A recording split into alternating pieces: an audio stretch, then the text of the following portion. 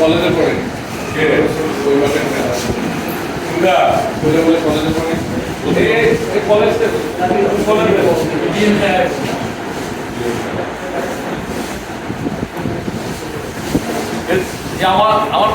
আচ্ছা, এখন থেকে 30-35 মিনিট আগে আমরা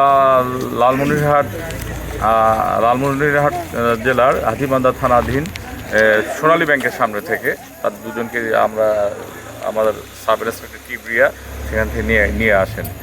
তারা অটোওয়ালার কাছ থেকে টাকা ছিনতাই করার চেষ্টা করতেছিল বলে আমি অটো চালককে জিজ্ঞাসাবাদে আমি এতটুকু পেয়েছি। তাদেরকে জিজ্ঞাসাবাদ চলছে। জিজ্ঞাসাবাদ শেষে তাদের কাছ থেকে আমরা লিখিত এজাহার নেব, এজাহার নিয়ে মামলা রুজু করব।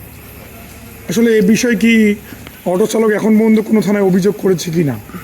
অভিযোগ লেখার প্রস্তুতি চলছে।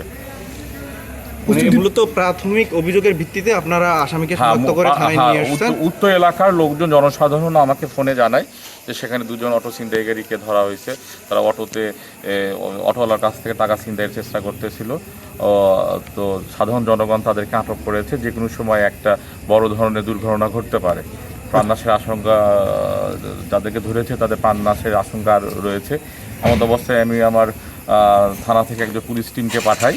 তারা দ্রুত সেখান থেকে তাদেরকে নিয়ে থানায় নিয়ে আসে। আচ্ছা, আর একটা বিষয় আমরা শুনলাম যে মাদক সংক্রান্ত বিষয়ে এখানে কোনো ইস্যু আছে নাকি? না, এখনও তাদের কাছ থেকে এ ধরনের কোনো কথা। তারা কয়জন ছিল এটা জানতে পারছেন কি? হ্যাঁ, আপাতত 2 জন আমরা সেখান থেকে নিয়ে এসেছি। তাদেরকে জিজ্ঞাসাবাদ চলছে। আমরা তাদের কাছ থেকে জিজ্ঞাসাবাদ শেষে সুস্পষ্টভাবে বুঝতে পারবো যে তারা কয়জন ছিল বা কীভাবে এরা এই ছিনতাই কাজটা তারা করেছে।